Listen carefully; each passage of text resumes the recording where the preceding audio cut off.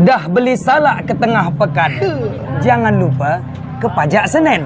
Kalau dah buka channel Abah Sopwan, jangan lupa subscribe, like, and comment.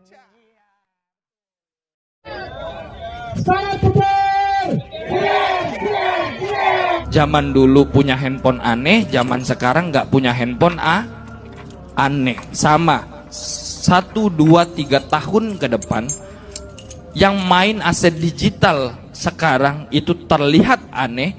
1, 2, 3 tahun ke depan yang nggak punya aset digital itu akan jadi orang aneh. Ini ada sebuah video menarik yang harus kita ikuti agar kita banyak mendapatkan informasi. Karena jelang Open Mainnet ini, kita perlu informasi dari berbagai sumber. Dan itu nanti akan membantu kita mengetahui seperti apa Pi Network itu. Mari kita ikutin video yang satu ini. Nama saya Choling Dungsi, saya owner Pi-Wise APPS yang bicara untuk semua pioner. Beliau mengatakan bahwa Tesla, Amazon, dan Twitter sudah dapat menerima pembayaran dengan Pi-Coin dan sudah bekerja sama dengan Pi Network dan Elon Musk. Menghimbaukan untuk melakukan pembayaran dengan Pi-Payment juga kepada utilitas yang lain agar mendukung ekosistem yang bekerja sama dengan Pi Network.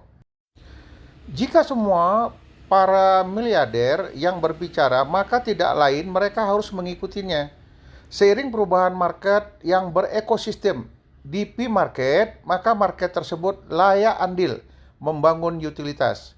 Inilah bedanya dengan koin komoditi sebelumnya yang tidak mampu membangun sistem utility market. Sedangkan Pi mampu merubah semua market besar yang menuju ke Web 3.0. Hello, my name is Colin Zhang Xie. I started mining Pi since May 2020, and I am also the founder of PiVoice.app, one of the newest Pi ecosystem. Although PiVoice.app only come to life for 6 weeks, but as a social finance platform, it already served millions of pioneers in China, and the English version will be released shortly.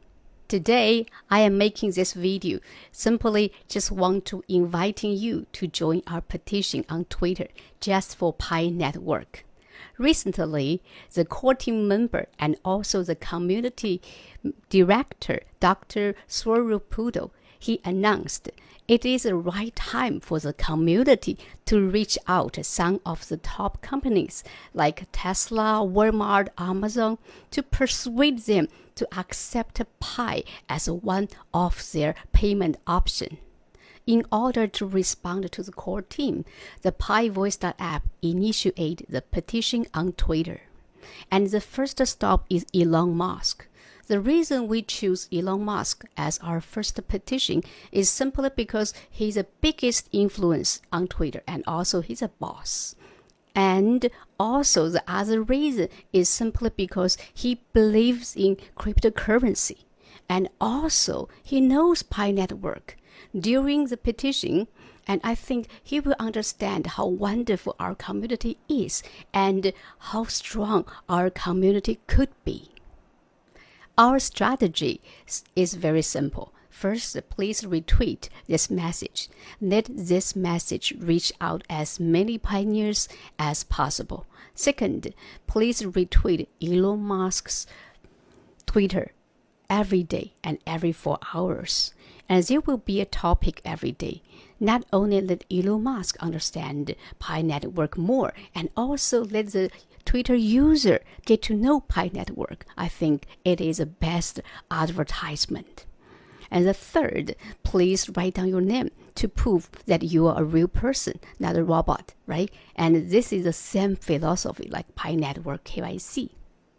Our goal is Elon Musk to officially respond to Pi Network and share his thoughts about us.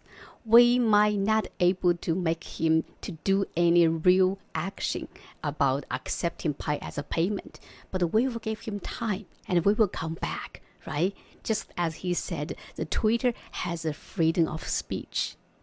Please join us and please make Twitter accept Pi payment as a top trend. Untuk di wilayah Afrika, pionir sudah bisa langsung berbelanja ke supermarket, cukup membayarnya dengan koin Pi saja.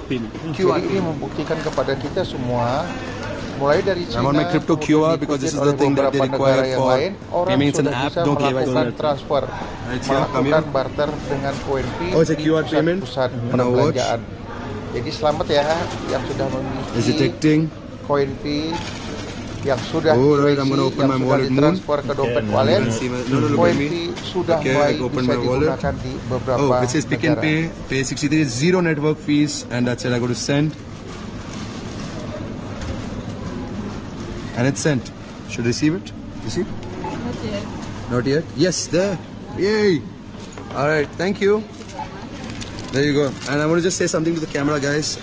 The reason is, what I'm going to say to you is, buy protection, not your keys, not your coins. All right, peace out. Let's go. Untuk di negara Cina ya, hampir lebih kurang di 233 kabupaten kota, mereka telah membuat sebuah konsensus yang mana konsensusnya itu memberlakukan koin Pi untuk di berbagai toko yang diciptakan oleh teman-teman komunitas di sana, kemudian membayarnya cukup dengan koin Pi saja. Konsensusnya adalah 314.159 dolar per satu koin Pi. Ya, jadi teman-teman di Cina mereka sudah berkomitmen, harganya konsensus 314.159 dolar per satu koin Pi.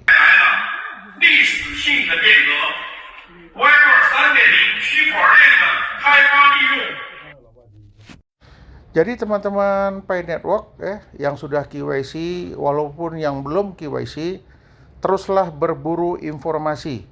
Karena informasi sangat dibutuhkan untuk kita lebih memahami apa itu Pi Network dan bagaimana cara kerjanya.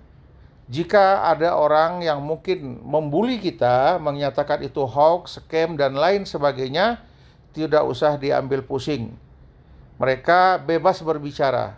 Itu hak mereka untuk berbicara. Tapi kita tetap komitmen. Saat sekarang ini, dunia sudah memasuki era digital. Segala sesuatunya dengan menggunakan internet, dengan menggunakan sistem digital. Mau tidak mau, negara yang ingin maju berarti negara yang bisa menyesuaikan mengikuti era digital. Negara Republik Indonesia telah membuat persiapan uang digital yang segera diluncurkan. Berarti negara kita telah mengikuti perkembangan zaman. Ikuti video yang satu ini. Ya, meledaknya pasar kripto yang begitu cepat membuat pemerintah mau nggak mau segera memperlakukan aturan yang mengawasi dan melindungi investor. Pemerintah dan DPR sendiri akhirnya sudah sepakat untuk mengatur aset keuangan digital termasuk aset kripto di dalam sebuah rancangan undang-undang. Lalu RUU apa yang akan menjadi payung regulasi kripto di Indonesia, bagaimana sebenarnya transaksi kripto dan historisnya selama ini, dan yang perlu kita amati juga tentang keputusan berinvestasi di kripto ini, sebenarnya kontroversi-kontroversi apa sih yang masih membayangi investasi kripto tidak hanya di Indonesia namun juga di global. Kita akan bahas lengkapnya di Dulu Haram, kini kripto menjadi legal. Betul sekali, dengan adanya pengesahan RUU P2SK atau Rancangan Undang-Undang tentang Pengembangan dan Penguatan Sektor Keuangan, resmi jadi undang-undang tepat kemarin di Kamis 15 Desember. Kripto sekarang sudah tidak lagi haram karena sudah ada regulasi yang memayunginya di negara kita di Indonesia. Pemerintah dan DPR bilang alasan dari adanya regulasi ini adalah karena sektor keuangan Indonesia menghadapi tantangan dari munculnya instrumen keuangan yang kompleks dan berisiko tinggi seperti kripto ini. Nah, ketentuan aturan transaksi kripto ini semuanya diatur di dalam bab 16 ya, tentang inovasi teknologi sektor keuangan atau ITSK, dan pengaturan serta pengawasan aset kripto via OJK nantinya akan di bawah Kepala Eksekutif Pengawas ITSK, Aset Keuangan Digital dan Aset Kripto. Ini sejalan dengan adanya rencana 2 penambahan susunan Dewan Komisioner di OJK sendiri. Nah, lingkup aturannya nanti ke depannya untuk kripto ini mencakup apa saja? Pertama adalah mengenai sistem pembayaran, penghimpunan modal, selanjutnya adalah pengelolaan investasi aset kripto, pengelolaan risiko aset kripto, penyaluran dana, dan aktivitas terkait aset keuangan digital kripto. Semuanya ini dipayungi di bawah RUU PPSK bab 16 tentang ITSK. Nah, selanjutnya kita tentunya kan pasti penasaran nih, sebesar apa sih transaksi dan cuannya kripto yang sampai membuat kaget-kaget otoritas dan regulator sistem keuangan di Indonesia? Jawabannya luar biasa besar. Dan gak hanya itu, luar biasa cepat juga pertumbuhannya. Bahkan Menko Sri Mulyani sampai berkata bahwa fenomena ini disebut crypto boom. Jumlahnya yang tadi hanya ratusan miliar jadi triliunan tiba-tiba. Tiba-tiba bust dalam semalam dan itu adalah masalah tata kelola. Jadi semakin jelas ya kenapa pemerintah bersikukuh banget nih agar kripto harus diregulasi. Karena memang volatilitasnya sangat tinggi dari kripto sendiri dan menunjukkan perlunya kecukupan kerangka pengaturan dan pengawasan yang memadai untuk melindungi investor dan konsumen. Gak mau kan ya tiba-tiba kita bangkrut karena investasi high risk ini, maka dari itu pemerintah langsung gerak cepat untuk membuat kerangka regulasi perlindungan investor kripto di Indonesia. Dan saya juga akan menjabarkan sedikit nih beberapa fakta menarik tentang kripto di Indonesia. Pertama ini adalah menurut data yang saya ambil dari Bapepti Kementerian Perdagangan, growth kripto itu jauh lebih cepat dibandingkan growth investor di pasar modal Indonesia. Bahkan saat ini pengguna kripto, investor kripto sudah ada 15,1 juta orang dibandingkan dengan investor pasar modal yang sudah berpuluh-puluh tahun masih di data 9,1 juta orang. Ini data Juni 2022.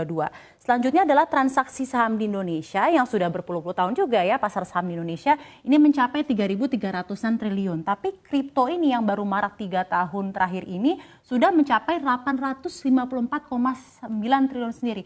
Ini bahkan ya sudah hampir 25% mencapai transaksi saham di Indonesia. Selanjutnya adalah penerimaan negara dari pajak kripto sendiri dari Juni sampai Oktober 2022 itu bahkan mencapai 191,11 miliar rupiah, bahkan hanya dalam 4 bulan saja.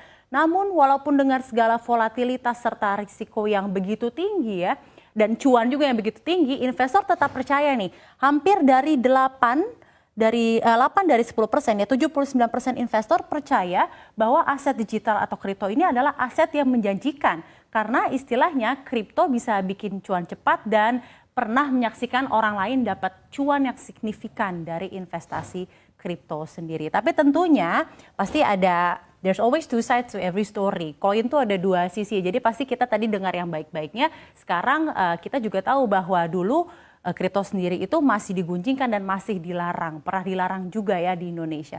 Bahkan Ketua Dewan Komisioner OJK ini tepatnya di tahun Januari 2022 ini transaksi kripto masih considered ilegal dan bahkan Wimbo Santoso pada waktu itu juga mengatakan nih bahwa aset kripto adalah jenis komoditi yang memiliki fluktuasi nilai yang sewaktu-waktu dapat naik turun sehingga masyarakat harus paham risikonya. Aset kripto juga dinilai sangat spekulatif, walau bahkan pada saat itu juga di Januari 2022 nilai transaksi harian kripto sudah bernilai ratusan triliun rupiah. Dan masih mengenai kripto juga ada pendapat dari Warren Buffett-nya Indonesia alias Lo Keng Hong mengatakan bahwa saya tidak investasi di kripto dan saya tidak menyesal karena kalau saya beli kripto tidak ada asetnya. Dan Hong juga mengatakan kalau dirinya tidak berani nih untuk invest di kripto karena di kripto ini tidak seperti saham yang ada landasan dan perusahaan yang menyertainya. Dia bilang keputusannya untuk tidak tergiur dengan kripto adalah karena kripto ini tidak ada aset yang menyertai dan merasa kripto sendiri adalah instrumen investasi yang high gain tetapi sangat-sangat high risk. Ini juga bisa kita consider dan pertimbangkan tentunya sebelum memutuskan untuk mendiversifikasikan instrumen kita ke kripto atau kalau kita beneran mau nyemplung investasi di kripto ke depannya. Nah, selanjutnya adalah tentang risiko yang main kripto. Tentunya kesangsian investor seperti Lo Keng Hong dan pemerintah Indonesia terhadap kripto itu sebenarnya juga sangat beralasan karena mengingat akhir-akhir ini kita mendengar begitu banyak berita tentang terjun bebasnya saham kripto, orang yang bangkrut dan rugi karena kripto, bos-bos kripto yang nasibnya naas, bahkan founder-founder kripto yang harus kehilangan ratusan triliun hartanya hanya dalam waktu cepat 24 jam saja. Ini hanya sedikit dari banyaknya kasus investasi kripto global yang ambil sebagai contohnya naasnya saja gitu ya, pendiri FTX Sam Bankman-Fried, ini umurnya masih 30 tahun, nasibnya berubah dalam waktu yang sangat-sangat singkat. Dari yang sebelumnya memiliki harta 413 triliun rupiah, dia harus mengalami kebangkrutan dan bahkan minggu ini ditangkap serta menghadapi tuntutan hingga 115 tahun penjara. Bulan lalu ini juga berdasarkan laporan Bloomberg Billionaire Index, pria 30 tahun ini dikabarkan kehilangan kekayaannya mencapai 16 miliar dolar atau sekitar 232 triliun rupiah hanya dalam waktu 24 jam saja. Dan ini disebabkan karena masalah yang menimpa FTX dan menyeret juga perusahaan broker kripto lain yang dia miliki, yaitu Alameda Research. Di satu sisi, banyaknya bandar kripto yang bangkrut ini juga sebenarnya terjadi jadi kabar gembira bagi bank raksasa yang sudah siap-siap akan mencaploknya. Terbaru di minggu lalu adalah berita mengenai bank investasi Goldman Sachs dilaporkan akan menggelontorkan puluhan juta dolar untuk berinvestasi atau membeli perusahaan kripto usai keruntuhan FTX, dan pihak dari Goldman Sachs sendiri mengatakan bahwa masalah bangkrutnya FTX ini meningkatkan kebutuhan pemain kripto yang terpercaya dan terregulasi.